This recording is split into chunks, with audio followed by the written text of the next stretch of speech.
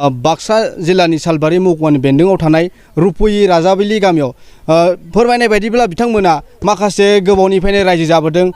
बिथांमोना थागिबि लोगोसे दिनैहाय बिथांमोना फोरमायदों दि माखासे सरकारनिफ्राय जेबो आसनि बा न' बायदिसिना दिनैहाय दै लोमनाय टाइमावबो बिथांमोना जेबो मोनाखै होननानै फोरमायदों।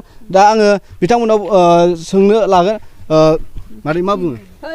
बुंनायाथ' इनो जों दिनै 25ता गिरि न'खराव जेनेबा गंसे नङा गंनै गंथामबाबो फैजायोमोन आरोना इमान बोसोरनि मुराव दिनैसिमहालागै गंसेबो गैया थारमाने होननोबो गैया आरो सरकारनि न' मोनदो होननोबो ओरैबायदि दैबानानियाथ' गैखायानो। ओमफ्राय जोङो दा इदिनो हाजिरा हाजिरा मावनानै जाना दं दा बर्थमान दै लोमजानायनि। ओमफ्राय दा जोंखौ सरकाराबो मेगनबो नुवाखै खिबु नुवाखै नायफैयाखै। ओमफ्राय दा जाहाथे इदिनो गथ' गथाय जों इदिनो खामला खुमला मावनानै जों सोलिना जाबाय दं। मा गामि होनदों बेखौ? जोंनिया गोजोनपुरि राजाफिल गोजोनपुरि जोंनिया। ओमफ्राय दा जों इदिनो सोलिना जाबाय दं आरो बर्थमान। दा इनि गेजेराव दै बानायाबो बेसे खुरख्लाना दं बेसे नोंथोंथ' नुलांबायना बेसे आलाय सिलाय मा जाना दं। दा थेवबो जोङो गथ' गथायखौ जों फोरानना दानाखै खामला खुमला मावनानै जों जाहोबाय दं आरो दा बोथिसे ओंखामखौ। साबेसे परियाल दं? जोंहा परियाला जोंहा दा साबा दं। साबा दङ जोंहा परियाला। सरकारनि माने दा सरकारा मा होयो मा मायो इखौनो जोंबो जोंनिया जाबाय बोसोरानो जाबाय आरो जोंनिया हाबायानो जाजोब्बाय। दिनैसिम मा लागोन बिजामादै मोनलाय लांबाय दा फिसौ फिथाइयाबो देरलाय लांबाय। ओमफ्राय दा जोंना एख' गैया आरो एख' गैया। भटआथ' जों होबायानो दं थांबाय दा गावसोर गोदान दा रावबो नायाखै जोंखौ। गोदान सरकारा नायफैयाखै? रावबो नायाखै गैयानि मेगना इसिनखैजा खिथौबो गैया अबेखैबाबो गैया दा मोखां गन्थ'आनो गैया दा एख' गैया। दुब्लासेयाव जोङो दा थैनाबो थांनो हागौ एखै गैया एख' गैया।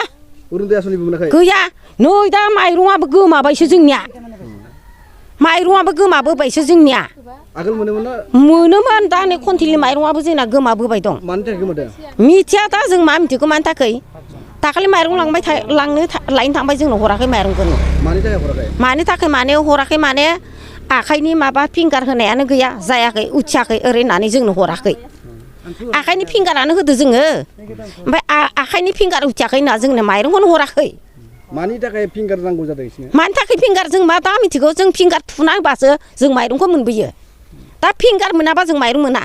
दाखालि खेबसेनि माइरंखौ जों मोनबोआखै मिथिबाय। आधार कार्डआबो माबा जोंनिखौ माबा थांबावबाय होननासो दाखालि आं बेयावबो नायबावबाय।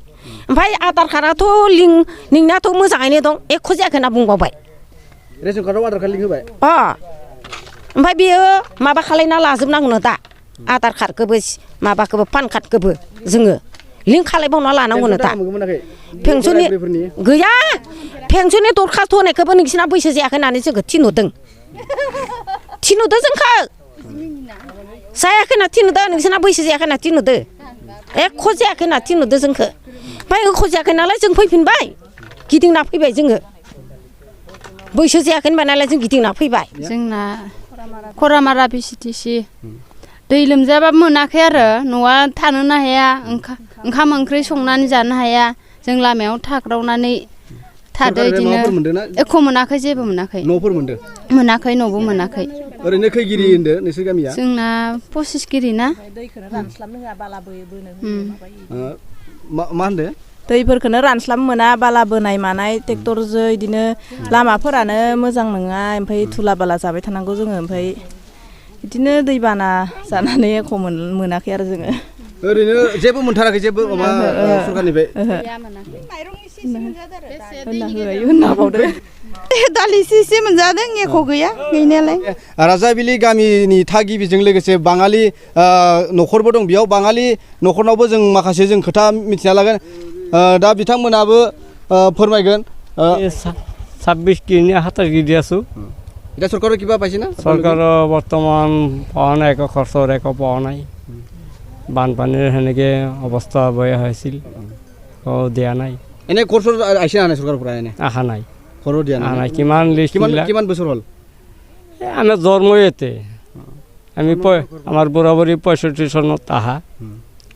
সরকারের পৰা একো বস্তু পোৱা নাই সরকারের পৰা। এটা সরকারের কি কবা?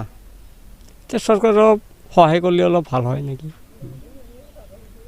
আর কি কম সরকারে না চালে আমি আর দুখীয়া মানুহ কি কৰিম মইতো কৈছোঁয়ে তাৰমানে আজি চাওক 2003 পৰা আগতেতো আমি অসম চৰকাৰৰ হেৰিত আছিলোঁ যেতিয়া নেকি আমাৰ অঞ্চলটো BTC লৈ পৰিৱৰ্তন হ'ল তেতিয়া আমি খুব আশা কৰিছিলোঁ যে আমাক নিশ্চয় মানে ভালদৰে চাব কিন্তু বিগত 2003 পৰা 2022 শেষ হ'বলৈ হ'ল এতিয়ালৈকে আমাৰ যিখিনি আমি ইয়াতে একেলগত মিলিজুলি বাস কৰোঁ আমি বড়ো বঙালী বড়ো ঘৰ 25 আমাৰ বঙালী হ'ল 27 গতিকে দুখ লগা কথা এইটোৱে যে কোনো এটা সম্প্ৰদায় এখনো ঘৰ কাৰো তাতে নাই গতিকে আমি চৰকাৰক আবেদন কৰিম আমাৰ প্ৰমোদ বৰা ডাঙৰীয়াক আবেদন কৰিম যেটা আমাৰ গাঁৱত দুখীয়া মানুহখিনিক চাই কিনে কিবা এটা ব্যৱস্থা কৰাৰ চিন্তা কৰে যেন এইটোৱে মই তেওঁৰ প্ৰতি মোৰ